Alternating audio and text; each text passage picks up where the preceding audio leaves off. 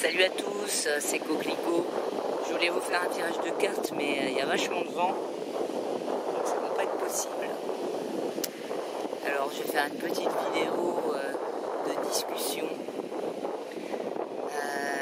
par rapport à ce qui s'est passé avec la censure d'aujourd'hui, par rapport à la vidéo sur le libre arbitre. Je remarque que ce sont les vidéos, je parle de ça, qui sont... c'est la première qui est carrément supprimée, mais en même temps c'est une vidéo de quelqu'un d'autre. Mais dans les vidéos que j'ai faites sur ce sujet, elles ont toujours été mises en arrière par YouTube, pas censurées, mais avec la lisibilité très très réduite. C'est-à-dire que quand on cherche le sujet, pourtant bien que dans les tags j'ai mis le sujet, même si on tape le titre, on la trouve pas. Faut avoir le lien. Donc c'est un peu comme si elle était non référencée. Ou alors on peut la trouver, mais vraiment en cherchant chronologiquement dans les vidéos. Quand ce sont des vidéos qui datent d'un certain moment, c'est assez compliqué.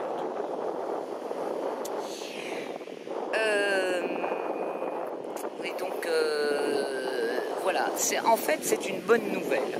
C'est une bonne nouvelle parce que ça prouve vraiment que le libre arbitre, le vrai libre arbitre, où il s'agit d'une reconnexion avec sa conscience, le libre arbitre éclairé, donc comme c'était expliqué sur la vidéo, ça leur fait très peur. C'est la reprise de souveraineté de l'être humain leur fait très très peur. Et c'est là qu'on voit où est placé le combat. Et que le combat, il n'est pas placé à un niveau d'opposition. Hein. Toutes les oppositions, ça nourrit leurs énergies en fait. Mais au niveau de reconnexion avec notre esprit supérieur. Sinon, mes vidéos où je dis des choses sur le système et ses représentants seraient elles aussi atteintes par ces censures, par ces blocages, mais c'est pas le cas. Donc ça prouve vraiment où est l'intérêt, où est ce qu'ils veulent eux, c'est surtout pas que le peuple s'éveille. Mais c'est quelque chose qui est de toute façon, ça se passera de toute façon. C'est dans l'ordre des choses. Et toutes ces forces de l'involution qui essayent d'empêcher l'évolution de l'humanité. Je suis désolée, hein, ça baisse parce que je l'ai posé sur mon genou, donc j'ai plus de pied photo. Donc toutes ces forces, elles vont, elles vont s'en aller. L'ordre des choses fait que l'humanité se réveille. C'est comme si ces forces de l'involution voulaient arrêter le temps qui passe. C'est absolument impossible. Donc en ce sens, on voit qu'il y a une panique de leur côté. Hein. Il y a vraiment... c'est une panique de réagir comme ça. Donc c'est une bonne nouvelle. C'est la nouvelle que nous sommes plus forts et qu'il n'y a rien de plus puissant que la reconnexion à sa conscience supérieure. Le libre arbitre non éclairé, c'est le libre arbitre que vous avez, que nous avons tous dans le cadre du système dans lequel on est, le libre arbitre qui subit les programmations et les conditionnements, c'est-à-dire lorsque vous allez choisir un homme politique, par exemple lors du vote, on vous fait croire que c'est un libre arbitre, mais c'est pas un libre arbitre. C'est pas le libre arbitre éclairé, c'est le libre arbitre cadré, le libre arbitre dans la matrice, quoi. Et ça n'a rien à voir avec le libre arbitre éclairé. Et dans tous les choix de notre vie, c'est très rare de pouvoir faire un choix si on veut, comment dire, rester dans le système, quoi. En fait, on y est toujours plus ou moins. C'est très difficile de lâcher complètement. Mais on est tout le temps, tous nos choix quasiment, ils sont faussés, ils ne concernent pas le libre arbitre éclairé. Ils concernent juste le choix qu'on a entre quelque chose de moins pire et quelque chose qu'on peut à peu près mieux supporter que ce qui est pire. C'est toujours ce genre de choix qu'on a. Alors que le libre arbitre éclairé, c'est de suivre la vraie nature de l'humain, quoi. C'est-à-dire l'ouverture du cœur, les échanges avec les autres,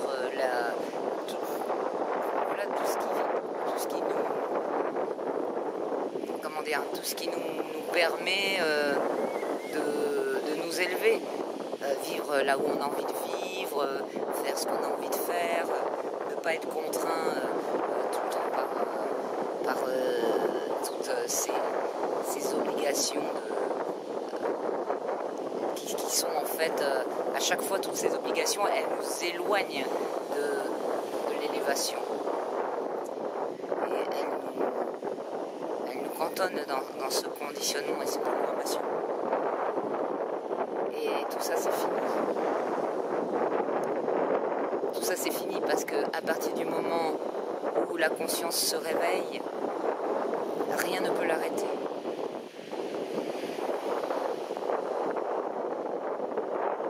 Ils peuvent faire du travail occulte sur eux-mêmes, pour réussir. Ils peuvent faire du travail occulte sur les événements, sur les, comment dire, modifier un petit peu les lignes de force qui interviennent dans la concrétisation de ce qui se passe, hein, parce que tout est sous-tendu par l'invisible, et eux ils le savent bien, donc ils peuvent agir d'une certaine façon sur cette partie invisible, mais ils ne peuvent pas agir sur la conscience de l'être humain, à part en faisant toutes ces manipulations, c'est-à-dire ils peuvent agir sur le mental, mais pas sur la conscience. Ils peuvent endormir la conscience en fait, mais ils peuvent pas l'anéantir, ils peuvent pas la supprimer, et ils peuvent pas bloquer le processus d'éveil. Et souvent je me dis que on est quand même des sacrés, on a une sacrée résistance, et l'éveil est quelque chose d'énorme, quoi, parce que tout ce qu'on subit, hein, que ce soit les empoisonnements, de tout ce dont on a besoin pour vivre, la nourriture, l'air, que ce soit les manipulations, les manipulations qui viennent par l'ingénierie sociale, les manipulations qui viennent par la programmation des loisirs, et toute la trame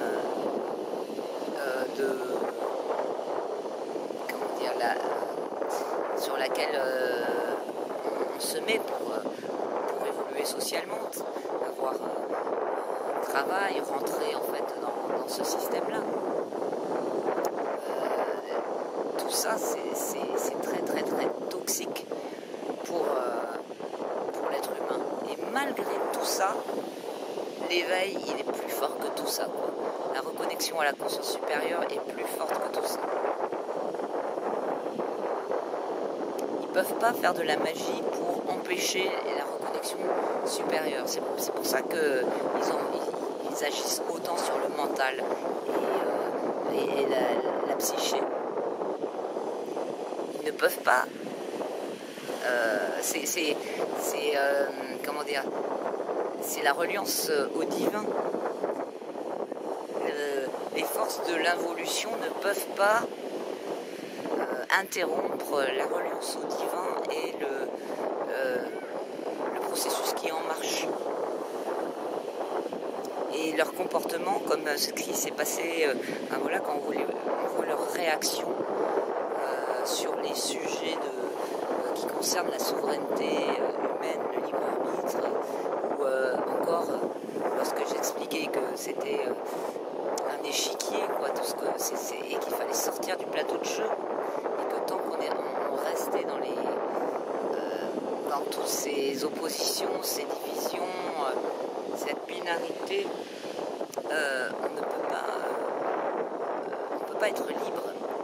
Et pour favoriser justement la reconnexion à l'esprit supérieur, il faut sortir du plateau de jeu, au moins mentalement. Et c'est ça qui est très très important.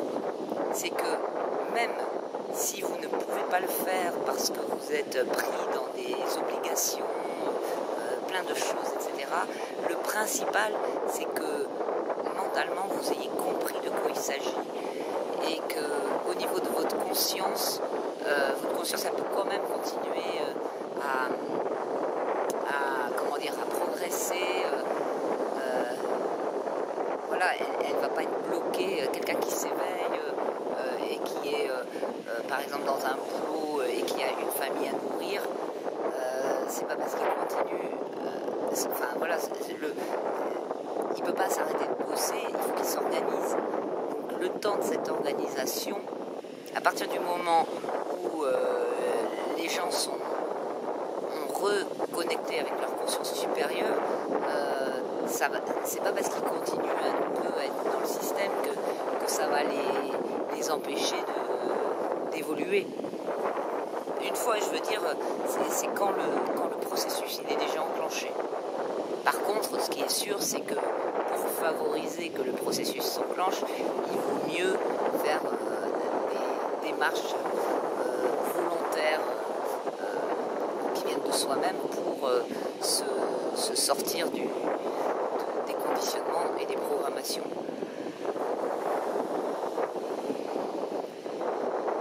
Pour forcer le processus ou pour accompagner quelqu'un, par exemple, qui serait complètement endormi. Si dans un couple, il y a une personne qui est complètement endormie, par exemple, et bien l'autre peut lui ouvrir à un autre plan de conscience, de compréhension. Et donc, voilà, de cette façon-là, ça fait avancer.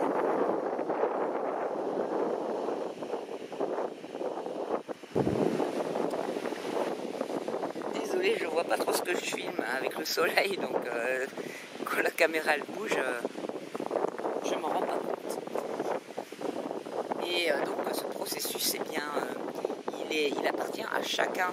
En fait, chacun de nous, le processus d'éveil, je veux dire, la reconnexion à l'esprit supérieur qui permet le libre arbitre éclairé, on l'a tous. Et donc c'est une force endormie, qui est un potentiel incroyable. Et comme la progression, elle est vraiment exponentielle en ce moment, on ne peut pas savoir exactement le temps que ça prendra, mais le moment où il y aura le plus de monde possible qui aura atteint ce stade, ça provoquera un égrégore, un effet qui permettra au reste à la partie de l'humanité qui est passive, mais pas pour autant complètement scellée dans les programmations, parce qu'il y en a qui sont complètement scellés dans les programmations, ils ne s'en sortiront pas, hein. Mais quand il y aura un certain nombre atteints, ça permettra à toute une autre partie de faire émerger l'éveil. Donc on ne peut pas savoir la force que ça va prendre et le timing. Mais ce qui est sûr, c'est que c'est très très puissant. Et une autre preuve que c'est très très puissant, c'est que vous voyez en ce moment toutes les vérités qui se révèlent. Il y a plein aussi de célébrités comme Paris Hilton récemment qui a révélé la vie qu'elle a eue, hein, et les réseaux dans lesquels ses parents l'ont guidée, l'ont mise, hein, l'ont livrée même plutôt. Et pour ceux qui connaissent un petit peu tout ce sujet, c'est exactement le fait de sacrifier un de ses enfants pour le succès de quelque chose. Et c'est un truc qui se retrouve chez d'autres personnalités, hein, comme on a vu la sœur de Maria Carey qui a été sacrifiée aussi pour la réussite de Maria Carey. Elle témoigne dans des vidéos. Et donc, ce que je voulais dire par là, c'est que ces personnes-là, donc, qui ont été sacrifiées, comme Paris Hilton, qui a subi sûrement donc tout ce dont elle parle, hein, c'est exactement les trucs de MK, hein, qui sont basés sur des tortures et des alternances, enfin, des trucs horribles sur les enfants. Et malgré tout ça, aujourd'hui, elle reconnecte avec son esprit supérieur et elle balance tout, quoi.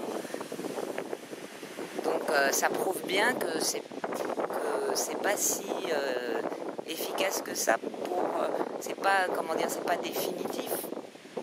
Et au niveau de toutes leurs entreprises occultes, malgré tout le mal qu'ils se sont donnés et les sacrifices que cette famille a fait. Alors oui, effectivement, la famille, elle a réussi, hein. C'est des gens qui font parmi les plus grandes fortunes du monde. Mais la personne qui a été sacrifiée, son esprit supérieur, sa reconnexion au divin est plus forte que tout le travail occulte qui a été effectué sur elle. Et c'est vraiment... moi, je suis vraiment sûre que voilà, il y a quelque chose dans chaque être humain qui est hyper plus fort que toutes les mauvaises choses qu'on peut faire, quoi, dans cette incarnation, sur cette planète, dans cette matrice, quoi.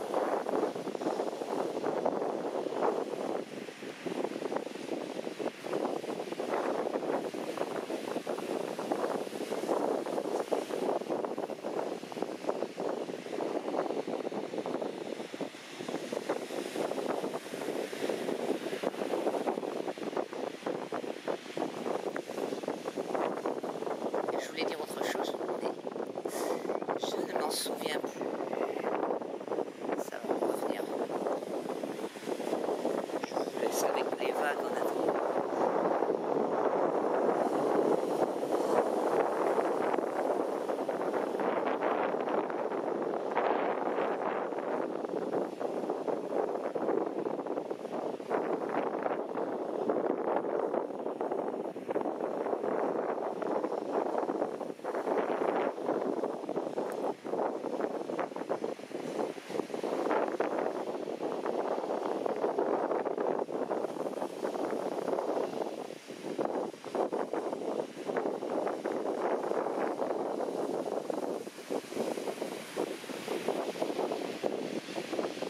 Ah oui, ça y est. Je vous ai fait une vidéo que je n'ai pas encore postée parce que j'ai des petits trucs à rajouter. Il faut que je fasse un petit montage pour rajouter un peu de texte pour faire des précisions sur le tirage de cartes. Mais c'est une vidéo, un tirage où je demande est-ce qu'il y a de la magie noire qui est effectuée sur le peuple. Parce que moi, les réactions du peuple, ça me fait vraiment penser à des gens qui sont envoûtés, hein, qui sont dans un espèce de déni et tout. Et le résultat du tirage, c'est ce que je vous dis, quoi. Il n'y a pas de magie noire qui est faite sur les consciences des gens. Et d'ailleurs, c'est la carte bleue qui est sortie pour donc la carte bleue qui représente le divin qui est sortie pour représenter la question, donc, qui montrait bien que le patron c'est le divin, quoi. C'est pas il n'y a rien qui peut l'entraver, quoi. Et donc la réponse c'est que ce n'est pas de la magie noire, mais c'est de la manipulation mentale. Voilà. Donc en quelque sorte, tant mieux.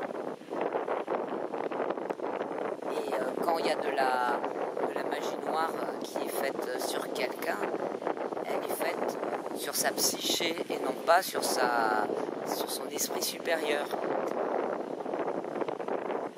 C'est de cette façon-là qu'on peut la briser aussi. C'est quand ceux qui sont concernés, enfin qui ont été envoûtés, acceptent le fait de l'avoir été, prennent conscience et volontairement se rejettent en conscience le travail qui a été fait. Et c'est comme ça que ça l'est fait. Enfin, et c'est compliqué parce que généralement, au niveau de la psyché, ça crée aussi des réactions qui vont être dans le déni et dans le fait d'être bloqué. Par exemple, quelqu'un qui peut être bloqué au niveau des relations sociales ou amoureuses ou familiales, des blocages peuvent être mis en place par la magie noire. Et donc les personnes, elles vont être... c'est comme s'il y aurait un mur invisible entre elles, mais qui serait infranchissable. Et tant que toutes les parties concernées par le travail occulte qui a été fait ne font pas la démarche au niveau mental et intellectuel de reconnecter, de se rendre compte de ce qui a été fait, de reconnecter à l'esprit supérieur, quoi, de prendre de la distance, la magie reste, quoi. Il faut vraiment qu'il y ait toutes les parties concernées qui arrêtent, enfin qui interviennent, qui agissent en même temps. C'est pour ça que généralement on fait appel à des gens qui défont la magie, que ce soit des personnes au niveau religieux, hein. Toutes les religions ont des praticiens qui défont la magie noire. Et puis il y a aussi des gens qui font de la magie noire eux-mêmes, qui peuvent défaire la magie noire. Mais là c'est beaucoup plus dangereux parce que ce qu'il faut savoir, c'est qu'à chaque fois c'est un transfert d'énergie. Quand on défait quelque chose, ce mal il faut le mettre ailleurs.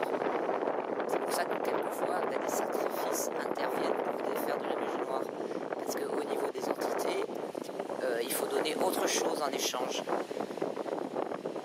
Alors que quand c'est fait au niveau religieux,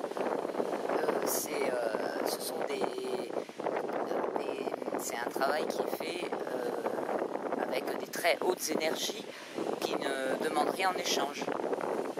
Et tout le monde ne peut pas le faire. Donc c'est pour ça qu'il faut pas aller se faire défaire de la magie par des gens qui ne sont pas... Enfin, il faut savoir qu'est-ce qu'ils font, quoi. De quelle façon ils s'y prennent. Et généralement, ils n'aiment pas trop le dire. Et enfin voilà, donc c'est pas de la magie noire qui a été faite sur les consciences des gens pour les rendre aussi endormis.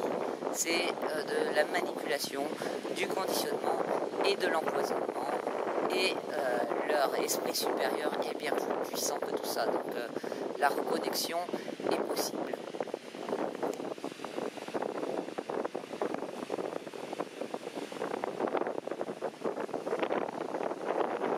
Voilà, je vous laisse un peu encore avec ce petit bruit d'océan.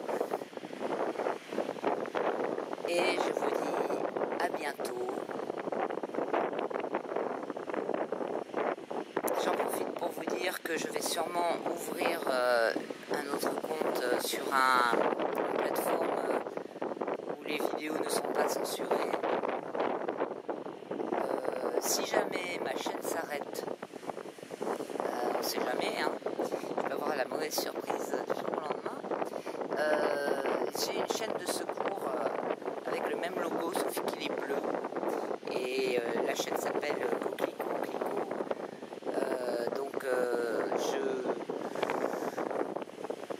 Vous pouvez d'ores et déjà vous y abonner si vous voulez. Sinon, je m'en servirai pour communiquer.